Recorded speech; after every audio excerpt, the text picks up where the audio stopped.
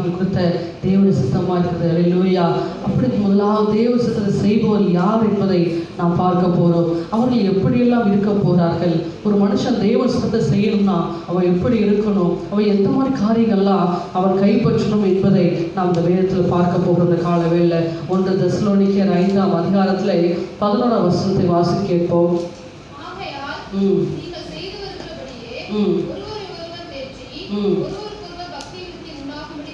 நம்ம தேவ சித்தத்தை முதலாவது செய்வங்க எப்படி இருப்பாங்கன்னா ஒருவர் தேற்றக்கூடியவர்களாக இருப்பாங்க. அல்லேலூயா. அவங்க பேசும்போதே பிறருக்கு ஒரு ஆறுதல் உண்டாகி கொண்டே இருக்கும். அல்லேலூயா. அவங்க நம்மளோட பேசுகிற ஒவ்வொரு வார்த்தையும் நாம் கலங்கி வந்திருப்போம். ஆனால் பேசப்படுற அந்த வார்த்தையை கேட்க கேட்க கேட்க ஒரு மன ஆறுதலை நாம் பார்க்க முடியும். அல்லேலூயா. தேவ சித்தம் செய்வது முதலாவது ஆறுதல் செய்யக்கூடியவர்களாக இருப்பாங்க. இரண்டாவது அவங்க பேசுகிற ஒவ்வொரு வார்த்தையும் பக்தி விருத்திக்கு எதுவாக பேசுவாங்க. அல்லேலூயா.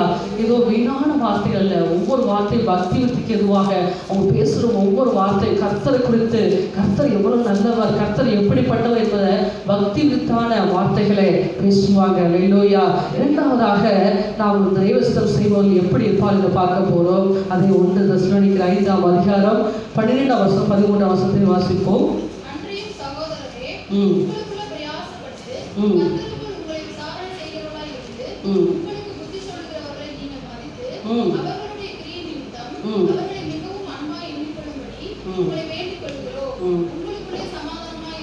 ஆமாம். பாருங்கள், இரண்டாவதாக தேவ சித்தத்தை செய்வார்கள் எப்படி இருப்பார்கள் என்றால் அவர்கள் ஊழியர்களை மதிக்கக்கூடியவர்களாக இருப்பார்கள். அல்லேலூயா. ஒரு ஊழியக்காரர் மேலே உட்கார்ந்துருக்கும் போது நாம் அவர்கள் கீழே உட்கார்வது பெரிய விஷயம் அல்ல. அல்லேலூயா. அவர்களுடைய அபிஷேகத்துக்கு நாம் நடுங்கி இருக்க வேண்டும். அல்லேலூயா. பாருங்கள், தாவீது பெரிய ராஜாவாக இருந்தாலும் பாருங்கள், சவுலை தன்னை கொல்ல ஒவ்வொரு நாளும் விரட்டுகிறார். ஆனாலும் பாருங்கள், சவுலை தாவீது கையில் ஆண்டு ஒப்பு கொடுத்த போதும் தாவீது சவுலை கொல்லவே இல்லை. ஏனென்றால் சவுலை பார்க்கல, சவுல் மேலுக்கு அபிஷேகத்துக்கு தான் தாவீது பயப்பட்டார். அல்லேலூயா. தேவ சித்தம் செய்வர்கள் தேவ ஊழியர்களை மதிக்கவர்களாக இருப்பார்கள். அல்லேலூயா. அதுபோல பாருங்கள், அவர்கள் வாழ்க்கையில எப்போதும் சமாதானம் நிலைத்திருக்கும். அல்லேலூயா. நம்ம குடும்பத்தில் ஏன் அடிக்கடி சமாதானம் குறையுது என்றால் நாம் எந்த இடத்துல தவறு செய்கிறோம் என்பதை நாம் உணர்ந்து பார்க்க வேண்டும். அல்லேலூயா. பாருங்கள், ஒரு இடத்துல நாங்கள் போய் உட்கார்க்கும் போது அவங்க எங்களை விட ஒரு 50 வயசு மேலே உள்ளவங்க, நாங்கள் ரொம்ப சின்ன வயசு தான், ஆனால் அவங்க 50 வயசில் மேலே உள்ளவங்க எங்களை கூப்பிட்டுருந்தாங்க ஜெபிக்க. அப்போ போகும்போது அவங்க எங்களை மேலே உட்கார வச்சு அவங்களை கீழே உட்காரும் போது எனக்கு ரொம்ப பதட்டமாக இருந்துச்சு. பிரதர், நீங்கள் கீழே உட்காராதீங்க, மேலே உட்காருங்க. இல்லை சிஸ்டர், நீங்கள் தான் மேலே உட்காரணும், நாங்கள் கீழே உட்காரனால எங்களுக்கு ஒன்றும் பிரச்சனை இல்லை. நாங்கள் உங்கள் அம்மா சொல்லியிருக்காங்க, ஊழியக்காரர் கனப்படுத்தினால என்ன ஆசீர்வாதங்கள் சொல்லியிருக்காங்க, எனவே நீங்கள் மேலே உட்காருங்க, உங்களை கனப்படுத்தினா தான் நான் கர்த்தர் கனப்படுத்துகிற மாதிரி அப்படின்னு சொன்னாங்க. அல்லேலூயா. எனவே ஆண்டவர் சொல்லுகிறார், ஒரு தூதன் எங்கள் வீட்டுக்கு அனுப்புகிறேன். ஏதோ தூதன் என்பது ஏதோ வெள்ளை அங்கி தரித்து ஏதோ பறந்து வருகிறது போல அல்ல, ஒவ்வொரு ஊழியக்காரர் தான் இந்த நாட்களில் தூதன். அல்லேலூயா. எனவே நம்ம வீட்டுக்கு தேவன் எப்படி வந்தால் அந்த ஊழியக்காரர் வரும்போது நம்ம பின்பாக அவர் வந்து கொண்டே இருக்கார். அல்லேலூயா. எனவே அந்த ஊழியக்காரரை நாம் எப்படி பார்க்க வேண்டும்? ஒரு சாதாரண மனுஷரை அல்ல, நாம் தேவனை பார்க்கிறது போல பார்க்க வேண்டும். அல்லேலூயா.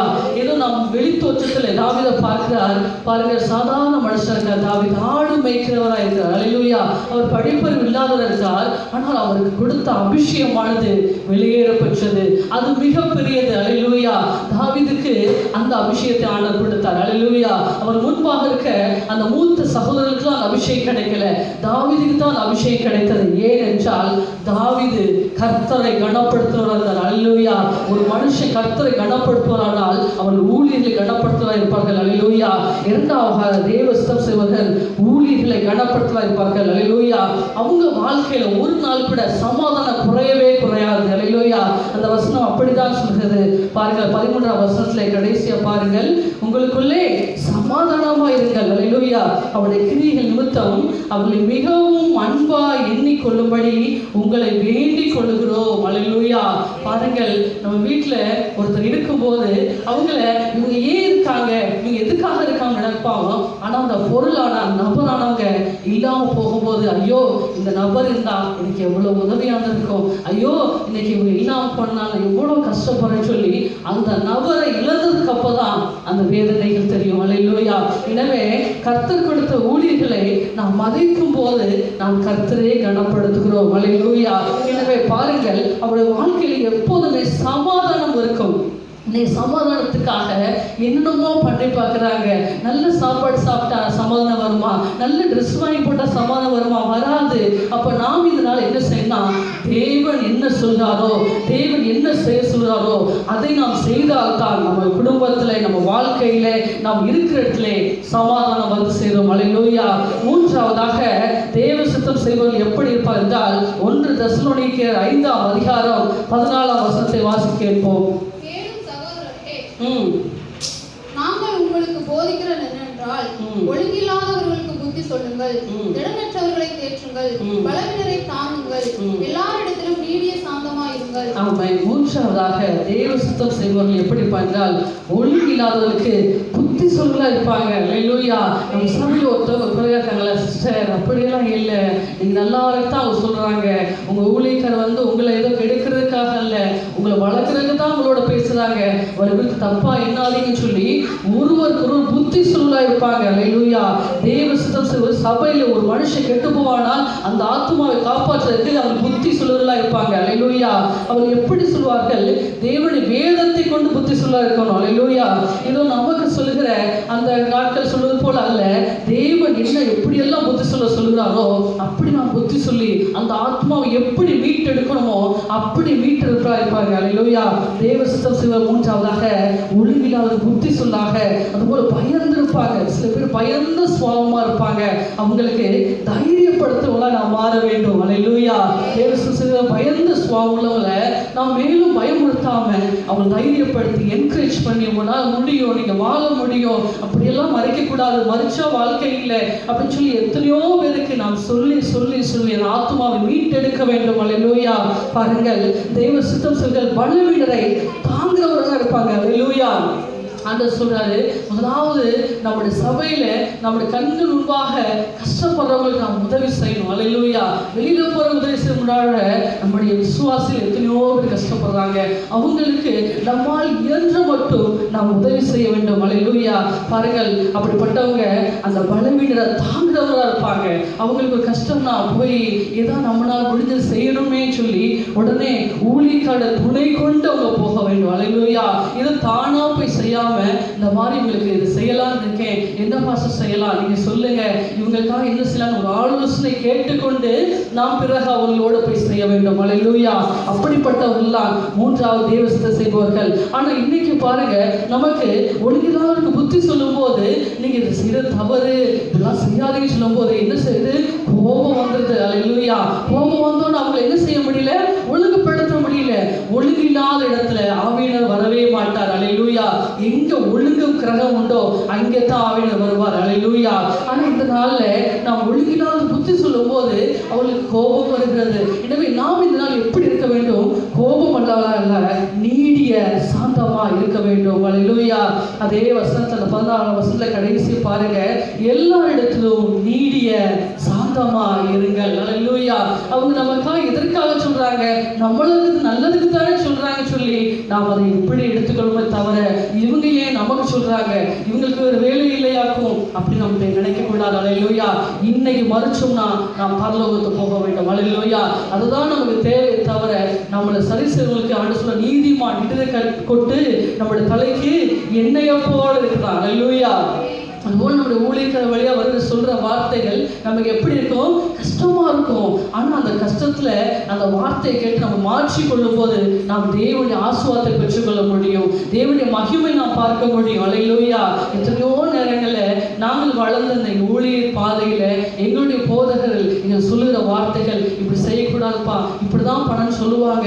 சரி பாஸ்டர் நாங்கள் அப்படியே செய்கிறோம் அப்படின்னு சொல்லி தான் நாங்கள் பழகிருக்கிறதால நாங்கள் எங்கே ஜெபம் பண்ணாலும் ஆண்டுடைய பிரசனத்தை பார்க்க முடியும். ஏன்னா ஆண்டு சொல்ற பலி செலுத்துவதை காட்டிலும் கீழ்ப்படுதலே உத்தமம் என்று ஆண்டு சொல்லியிருக்கார். அல்லேலூயா. எனவே ஒழுங்கில்லாதவர்களுக்கு நாம் புத்தி சொல்லாய் மாற வேண்டும். ஒருவேளை நமக்கு புத்தி சொல்ல தெரியல, நம்முடைய ஊழியர்கள் வழியாக இந்த மாதிரி இப்படி இருக்காங்க, இப்படியாவது காப்பாற்றணும்னு சொல்லி நாம் அந்த பாரத்தை கொண்டு வந்து சொல்ல வேண்டும். அல்லேலூயா. எனவே நமக்கு என்ன தேவை? அவங்கள காப்பாற்றணும். அவ்வளவுதான். அல்லேலூயா. நம்ம குடும்பத்தை கெடுக்கல, அவங்கள வாழ வைக்கிறதுக்கு நாம் புத்தி சொல்ல மாற வேண்டும். அல்லேலூயா. மூன்றாவது தெய்வ செய்வர்கள் இப்படியாய் மாறுவார்கள். நான்காவதாக 1 தெசலோனிக்கர் 5ஆம் அதிகாரம் 15ஆம் வசனத்தை வாசிக்க போம். மற்றவன் செய்யும் ஒருவனும் மற்றொருவன் செய்யும் தீமைக்கு தீமை செய்யாதபடி பாருங்கள். உங்களுக்குள்ளும் மற்ற யாவருக்குள்ளும் எப்பொழுதும் நன்மை செய்ய நாடுங்கள். ஆமென். நான்காவதாக மற்றவர்களோடு நாம் சண்டை செய்யாமல் நம்மால் முடிந்தால் நன்மை செய்ய நாட வேண்டும். அல்லேலூயா. இன்னைக்கு நாம் சொல்லுவோம் அது சரியில்லை இது சரியில்லை ஈஸியா சொல்லலாம். ஆனால் அந்த எந்த வேலையில் செய்யணும், ஒரு வேலை நம்ம கஷ்டப்பட்டு சமைக்கும் போது சொல்லுவாங்க உப்பே இல்லை, அப்போ நம்ம இவ்வளோ தூரம் வேறு சிந்தி சமைச்சத அந்த ஒரு வார்த்தையானது ஐயோ சமைச்சு இப்படி ஆயிடுச்சு, அந்த ஒரு வார்த்தை மறுபடி உண்டாக்கிடுமே தவிர மன உற்சாகத்தை கொடுக்காது. அல்லேலூயா. ஒரு ஊழியர் அன்னைக்கு அழகா சொன்னாங்க, ஒவ்வொரு வார்த்தை எப்படி சொல்ல வேண்டும் என்றால், நீங்க நல்லா செஞ்சிருக்கீங்க, இதையும் இன்னும் கொஞ்சம் மாத்திக்கிட்டா நல்லதா இருக்கும். அப்படிதான் நாம் சொல்லி பழகணுமே அல்ல, எடுத்த உடனே நாம் இப்படி இல்லை இதுதான் சரி அப்படின்னு நாம் சொல்லுவோமானால் அது அவர்களுக்கு காயமாய் மாறிவிடும். அல்லேலூயா. நான்காவதாக எப்படி இருப்பாங்க என்றால், அந்த 15 வருஷத்துல ஒருவனும் மற்றவர் செய்யும் தீமைக்கு தீமை செய்யாதபடி பாருங்கள், உங்களுக்குள்ளும் மற்ற யாவருக்குள்ளும் எப்பொழுதும் நன்மை செய்ய நாடுங்கள். அல்லேலூயா. ஒருவேளை நம்ம குறைய அவங்க சொல்லிட்டாங்களா, பரவாயில்ல, அவங்க நம்ம குறையை ஏன் சொல்றாங்களா, கர்த்தர் பார்த்து கொள்ளட்டும். அல்லேலூயா. ஏன் குறை சொல்லிட்டாங்கன்னா அவங்க குறை கண்டுபிடிக்கணும், அதெல்லாம் நமக்கு தேவையில்லை. அல்லேலூயா. இங்கே கர்த்தர் இருக்கிறார், கர்த்தர் தான் இந்த இடத்துல தலைவர். அல்லேலூயா. நாம் சாதாரண வேலையாட்கள். அல்லேலூயா. எனவே கர்த்தர் நம்மளை மாற சொல்றா, மாற்றிட்டு போய்கிட்டே இருக்கணும், அவ்வளவுதான். ஆனா நம்மளை மாற்ற சொல்றாங்க, இவங்க ஏன் சொல்றாங்க, அவங்களோட இருந்து நம்ம கண்டுபிடிப்போம் அப்படின்னு சொல்லி நாம் வாழ்வோமானால் நாம் தான் அழிமொந்து போவோமே தவிர வேற ஒன்றும் இல்லை. அல்லேலூயா. எனவே நமக்கு செய்யும் தீமைக்கு தீமை செய்யக்கூடாது என்று ஆண்டவர் சொல்கிறார். அல்லேலூயா. நம்மால் முடிந்தால் 4 பேருக்கு நன்மை செய்யணும். அல்லேலூயா. ஒரு நாளைக்கு ஒருவேளை உணவு, ஒரு உடை, நம்ம இடத்தில் ஆட்சியில் 2 வஸ்திரம் இருந்தால் வஸ்திரம் இல்லாதவனுக்கு கொடு என்று ஆண்டவர் சொல்கிறார். ஒருவேளை நம்ம எதுவுமே கொடுக்க முடியல, ஒவ்வொருத்தருக்கும் ஒரு ஃபோன் பண்ணி விசாரிச்சு நல்லா இருக்கீங்களா, கவலைப்படாதீங்க, ஆண்டவர் உங்களோடு இருக்கார், கர்த்தர் உங்களோடு இருக்கார், நம்ம பாஸ்டர் வருவாங்க, தைரியமா இருங்க, நீங்க என்ன கஷ்டம்னாலும் சொல்லுங்க, பாஸ்டர் சொல்றேன்னு சொல்லி நாம் நம் போதகருக்கு உதவியாகவும் நம்முடைய சபை மக்களுக்கு ஆதரவாகவும் நாம் இருக்க வேண்டும் தவிர அவர்களுக்கு இடையூறாக இருக்கக்கூடாது. அல்லேலூயா. எனவே நாம் சண்டை செய்யாமல் நம்மால் முடிந்த 4 பேருக்கு நன்மை செய்தால் மாற வேண்டும். அல்லேலூயா. நீங்க தீமை செய்தால் எனவே நான் என்ன கிடைக்க போது ஒன்றுமே இல்லை. அல்லேலூயா. நன்மை செஞ்சு பாருங்க, நன்மை செய்ய செய்ய செய்ய உங்க உள்ளத்துல ஒரு சமாதானம், உங்களுடைய வாழ்க்கையில் ஒரு சமாதானம் உண்டாகும். அல்லேலூயா. எனவே எப்படி நன்மை செய்யணும், எப்படி வேலை நன்மை செய்யலாம். அல்லேலூயா. எனவே நல்ல அப்படியா நீங்கள் தீமைக்கு தீமை செய்யாமல் நன்மை செய்ய மாற வேண்டும் தேவனுடைய சித்தமா இருக்குது. அல்லேலூயா. தேவனுடைய சித்தம் செய்வது எப்படிப்பட்டது என்று பார்க்க போகிறோம். 1 தெசலோனிக்கர் 5ஆம் அதிகாரம் 16ஆம் வசனத்தை வாசிங்க. 1 தெசலோனிக்கர் 5ஆம் அதிகாரம் 16ஆம் வசனம். 16. எப்பொழுதும் சந்தோஷமாயிருங்கள், இடைவிடாமல் ஜெபம் பண்ணுங்கள். போதும், எப்பொழுதும் சந்தோஷமாயிருங்கள். 5ஆவதாக தேவஸ்தம் செய்வது எப்போதும் எப்படி இருப்பாங்க, சந்தோஷமா இருப்பாங்க. ஏன் அப்படின்னா அவங்க தன்னுடைய சித்தத்தை செய்யல, தன்னுடைய விருப்பத்தை செய்யல. இன்னைக்கு ஆண்டவர் என்ன சொல்றாரோ அதை செய்துட்டு நான் போக வேண்டியதான் நம்மளுடைய வேலை.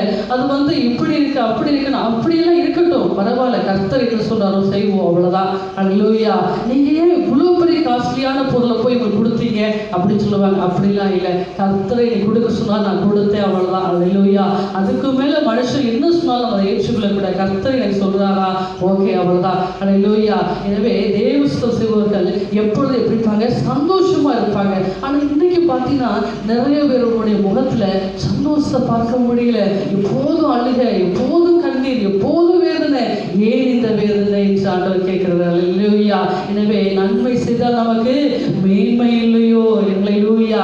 எனவே நீ தேவஸ்தத்தை ஒவ்வொரு நாள் செஞ்சு பாருங்க, தேவன் என்ன சொல்லுகிறாரோ அதை செய்யும் போது நம்முடைய வாழ்க்கையில் எப்போதும் சந்தோஷம் நிலைச்சிருக்கும். அவங்க வாழ்க்கையில் நிறைவான மகிழ்ச்சி இருக்கும். ஒருபோதும் அவங்க வீட்டுல சாப்பாடு இருக்கோ இல்லையோ சந்தோஷத்துக்கு குறைவு இருக்காது. அல்லேலூயா. வருத்தத்தோடு நம்ம பிரியாணி சாப்பிட்றத விட சந்தோஷத்தோடு ஒரு கஞ்சியோ கூழோ சாப்பிட்றதா மிக சிறந்தது. அல்லேலூயா. எனவே நாம் தேவஸ்தம் செய்வதில் 5வதாக சந்தோஷமா இருப்பாங்க. அல்லேலூயா. 1 தெசலோனிக்கர் 5ஆம் அதிகாரம் 17ஆம் வசனத்துல நாம் வாசி கேட்போம். இடைவிடாமல் ஜெபம் பண்ணுங்கள்.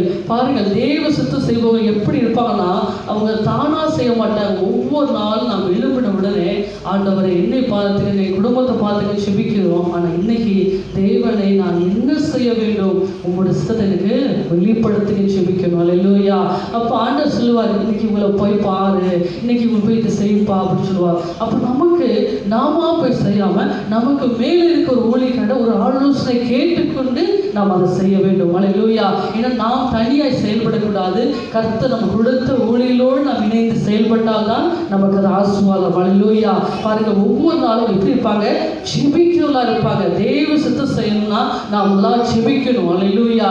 அன்னைக்கு பாருங்க, ஒரு 2-3 வாரத்துக்கு முன்பாக நான் ஜெபித்து கொண்டிருந்தேன். ஒரு சகோதரி எனக்கு சபையில் ஆண்டவர் காமிச்சு, இந்த சகோதரி முகத்தை பார், இவங்க ரொம்ப வேதனையோடு வராங்க, இவங்களுக்கு எனக்கிட்ட இருந்த ஒரே ஒரு சின்ன பைபிளை அவங்களுக்கு கொடுன்னு ஆண்டவர் சொன்னார். அப்போ நான் சொன்னேன், சரி ஆண்டவரே, நீங்க சொல்லிட்டீங்களா, நான் செஞ்சுறேன்னு சொல்லிட்டு எனக்கு வேற பைபிள் இல்லை, அந்த பைபிள் நான் கர்த்தர் சொன்னான்னு சொல்லி கொடுத்துட்டேன். ஆனால் பாருங்க, கர்த்தர் என்று சொன்ன அந்த நிமிஷம் கொடுத்தேன், கர்த்தரைகளுக்கு அதை திரும்பி வாங்கும்படியாக 2 பைபிள் வாங்கும்படியாக கர்த்தர் அனுக்கிரகம் பண்ணிட்டார். அல்லேலூயா.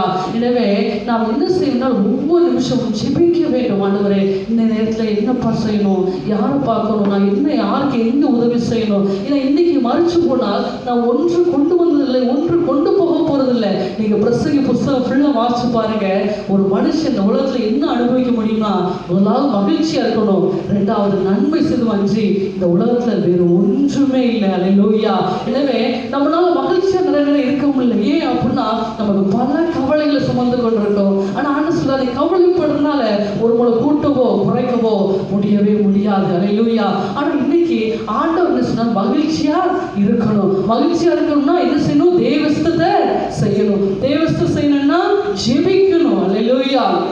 ஒரு நாள் ஜெபிக்கணும். இன்னைக்கு நான் என்ன செய்யணும், இன்னைக்கு நான் என்ன செய்யணும், நீங்க சொல்லுங்க ஏசப்பா, எனக்கெல்லாம் நீங்க செஞ்சு கொடுக்குறீங்களே, எனக்கு ஒரு உணவு வேணும்னா வாங்கி கொடுக்குறீங்க, எனக்கு ஒரு சாப்பாடு வேணும்னா வாங்கி கொடுக்குறீங்க, எனக்கு எல்லாமே செஞ்சு கொடுக்குறீங்க, ஆனா நான் உங்களுக்கு என்ன செய்யணும்ப்பா அப்படின்னு சொல்லி ஒவ்வொரு நாளும் ஆண்டோட ஏக்கத்தை நாம் கேட்கிறதெல்லாம் மாற வேண்டும். அல்லேலூயா. அப்படி இருப்பில்லைன்னா ஜெபித்து தேவ சித்தத்தை செய்து பாருங்க. பாருங்க, அன்னைக்கு அந்த சகோதரி அப்படிப்பட்ட சூழ்நிலை வந்தாங்க, எனக்கு அந்த காமிச்சதை நான் செஞ்சுட்டேன். அடுத்த வாரம் அவங்க சொல்றாங்க, நான் ஆண்டவர்கிட்ட நினைச்சிட்டு வந்தேன், இந்த பைபிளை எல்லாரும் படிக்கிறாங்க, பெரிய பெரிய பைபிள், எனக்கு ஒரு பெரிய பைபிள் இல்லை ஆண்டவரே, எனக்கு அதை படிக்கணும் ஆசையா இருக்குன்னு சொல்லி அவங்க வீட்டில் ஆண்டவர் சொல்லிட்டு வந்திருக்காங்க. ஆனா ஆண்டவர் எனக்கு இங்கே வந்து சொல்றாரு, அவங்க வர போறாங்க, அவங்களுக்கு இந்த பைபிளை கொடுத்துரு அப்படின்னு சொன்னாரு. அல்லேலூயா. அன்னைக்கு நான் அந்த பைபிளை தராம வச்சிருந்தேன்னா அதனால எனக்கு என்ன லாபம், ஒன்றும் இல்லை, எனக்கு பரவாயில்ல, ஆண்டவர் இழந்ததெல்லாம் திருப்பி தருவேன்னு சொல்லியிருக்காரு. பரவாயில்ல, இந்த பைபிளை கொடுக்கிற நிமித்தம் ஆத்மா ரட்சிக்கப்படணும், அதுதான் என்னோட நோக்கம். அல்லேலூயா.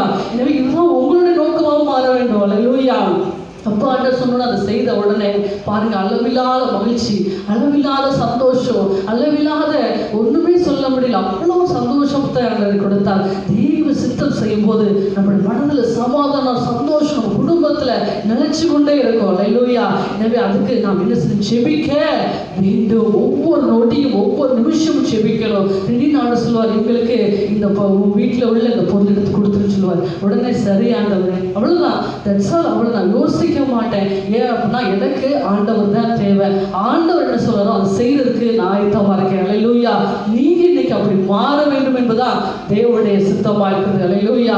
எனவே நாம் ஜெபிக்கிறவர்களாய் மாறும்போது பாருங்க, அதை செய்த நிமித்தம் சொன்னாங்க, சிஸ்டர் உண்மையாவே ஆண்டவர் இந்த சபையில் இருக்கிறார் சிஸ்டர், ஆண்டவர் நான் ஏற்றுக்கொண்டே சிஸ்டர், நான் கொடுத்த அந்த ஒரு பைபிள் நிமித்தம் ஒரு ஆத்மா ரட்சிக்கப்படுமானால் இன்னும் எத்தனை பைபிள் வேணா கொடுக்க என்னால் முடியும். அல்லேலூயா. தேவ சித்தத்தை செய்பவர்களுக்கு மிகுந்த ஆசீர்வாதம் உண்டு. அல்லேலூயா. பாருங்கள், அதே போல 1 தெசலோனிக்கர் 5ஆம் அதிகாரம் 18ஆம் வசனத்துல பாருங்க, எல்லாவற்றிலேயும் ஸ்தோத்திரம் செய்யுங்கள், அப்படி செய்வதே கிறிஸ்து இயேசுவுக்குள் உங்களை குறித்து தேவனுடைய ஆமென். நாம் எல்லாவற்றையும் எப்படி இருக்கணும்? ஸ்தோத்திரம் செய்யணும். அல்லேலூயா. ஐயோ ஒரு சின்ன கஷ்டமா, சின்ன முடியலையா, சோர்ந்து போகாதீங்க. அல்லேலூயா. நீங்க தேவ சித்தத்தை செய்யும்போது கர்த்தர் உங்களுக்கு என்ன செய்வாரு?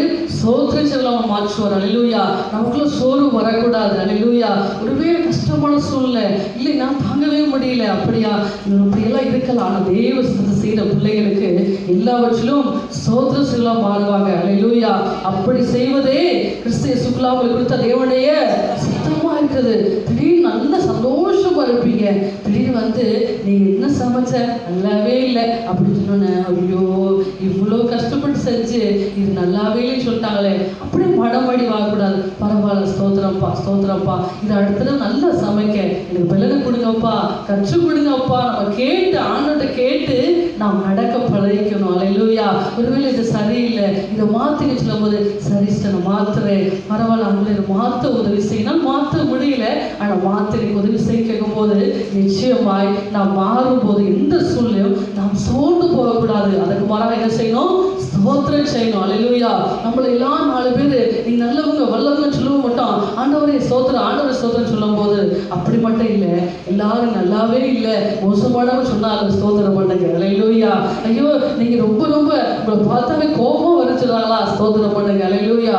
எனக்கு தெரிஞ்ச ஒரு கணவன் மனைவி, அந்த மனைவி ரட்சிக்கப்பட்டாங்க, இந்த கணவன் ரட்சிக்கப்படலை. பாருங்க, அவரு வீட்டுல எப்போதும் மனைவி வந்து அடிப்பாராம். ஆனா அந்த மனைவி என்ன செய்வானா, அவர் எத்தனை அடி அடிக்கிறாரோ அத்தனை அடிக்க ஸ்தோத்திராண்டவர் ஸ்தோத்திராண்டவர். எங்கேயோ முதுகுல அடி விழுவோம், ஆனா வாயில என்ன செய்வாங்க?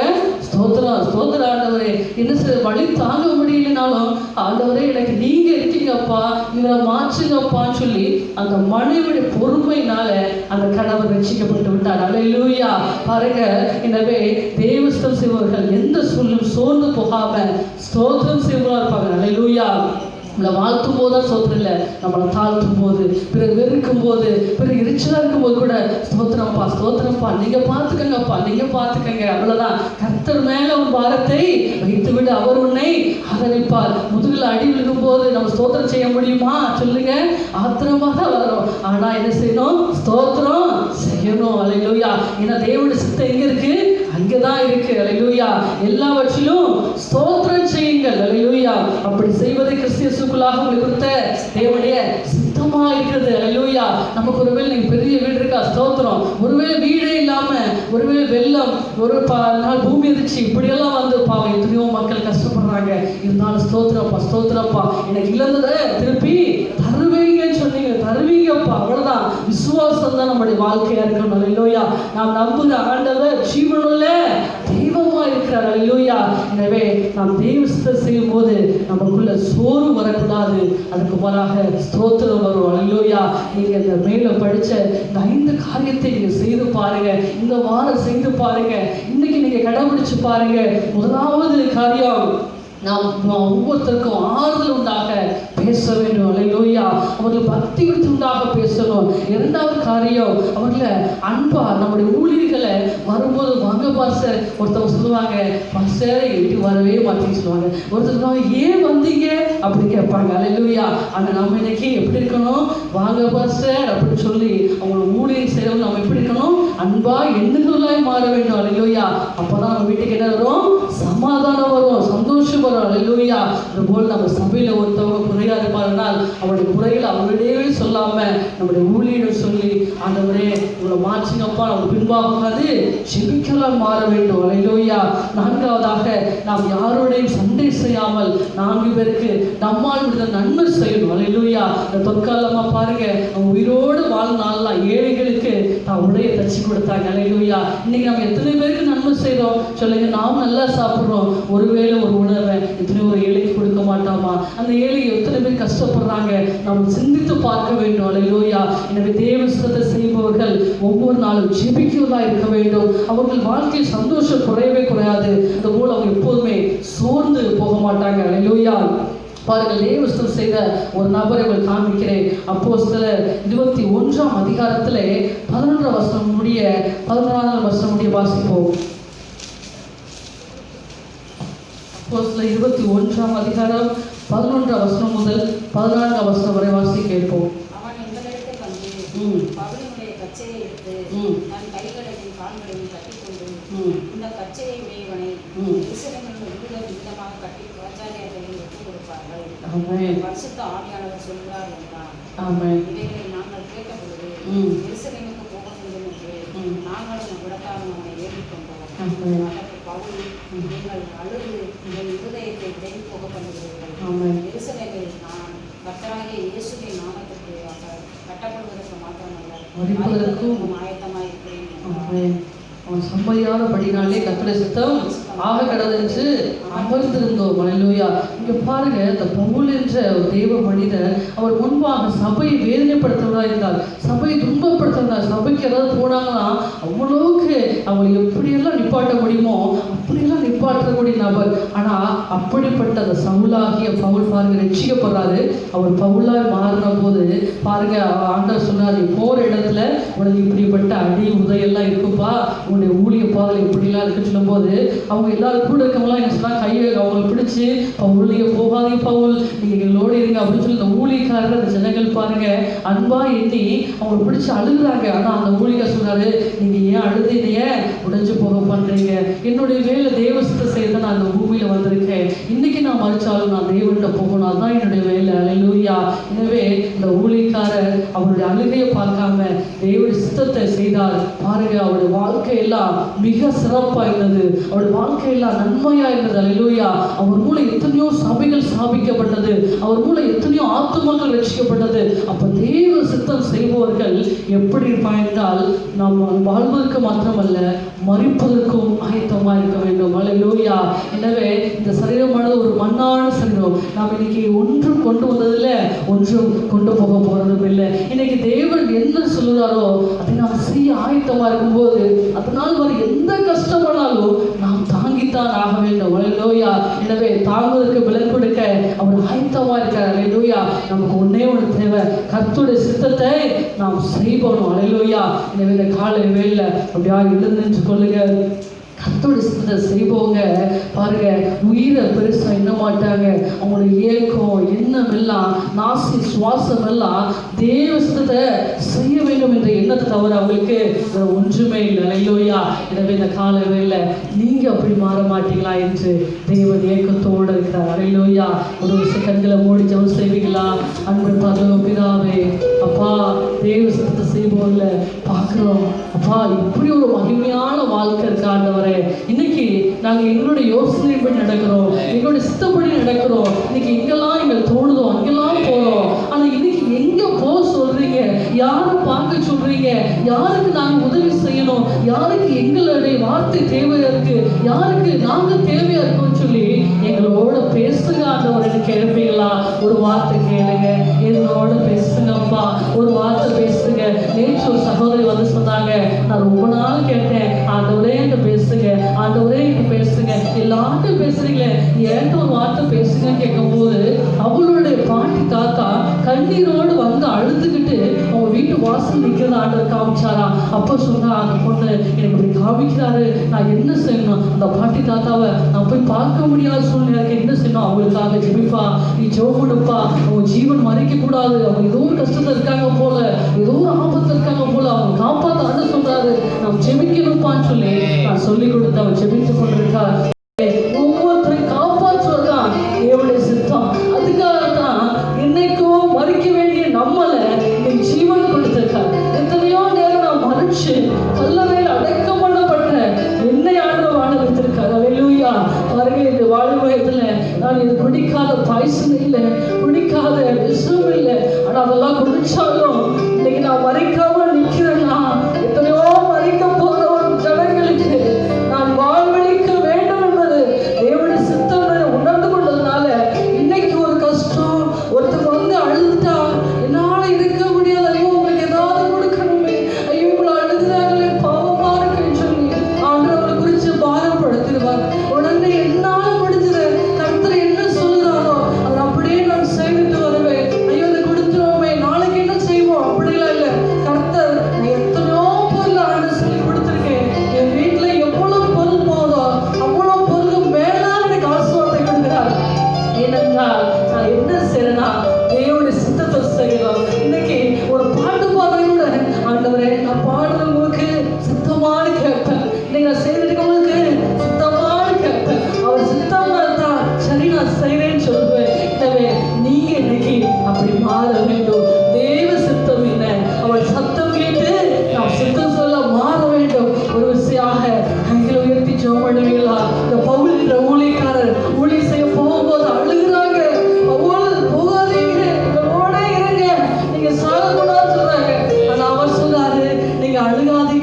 எனக்கு உங்க அழுகையை விட என் தேவன் தான் முக்கியம். அவர் என்ன சொல்லுறாரோ நான் செய்துதான் ஆவேன்னு சொல்றாரு. பாருங்க, அந்த ஊழியக்கார நிமித்தம் அநேக சபைகள் எழுப்பின, அந்த ஊழியக்கார நிமித்தம் அநேக ஆத்துமாக்கள் ரட்சிக்கப்பட்டன. எனவே நாம் இன்னைக்கு மறிச்சோம்னா சபையில லட்சக்கணக்கான ஆத்துமாக்களை கொண்டு வந்துதான் மறிக்கணும். அல்லேலூயா. நாம் வெறுமையா மறிக்க கூடாது. நாம் மறிச்சோம்னா ஆத்துமாக்களை கொண்டு வரணும். அதுக்குத்தான் அந்த ஜீவனாண்டை கொடுத்திருக்காரு, அதுக்குத்தான் அந்த வாழ்க்கை கொடுத்திருக்காரு, அதுக்குத்தான் அந்த உணவை எனக்கு கொடுக்கிறாரு, அதுக்குத்தான் ஒவ்வொரு நாளும் எனக்கு உடையை கொடுக்கிறாரு, என்னை விசாரிக்கிறாரு. ஏன் அப்படின்னா நான் ஒரு கொண்ட ஜனத்தை காப்பாற்றணுமே. அன்னைக்கு நீ மறிக்கும் போது உன்னை நான் காப்பாற்றலையா? இன்னைக்கு எத்தனையோ ஜனம் மறிக்குது, யார் காப்பாற்றுவார் என்ற ஏக்கத்தோட ஆண்டவர் காத்திருக்கிறார். எனவே உங்களை ஒப்பு கொடுப்பீங்களா? ஆண்டவரே, தேவ சித்தத்தை செய்ய என்னை ஒப்பு கொடுக்கிறப்பா, என்னை ஒப்பு கொடுக்கிறப்பா. ஒரு விஷயமாக ஆண்டவர் இந்த நாள்ல இருந்து நான் ஏன் இஷ்டத்தபடி, என் சுய சிந்தையின்படி, சுய யோசனையின்படி வாழாம நீங்க என்ன சொல்றீங்க, நான் என்ன செய்யணும்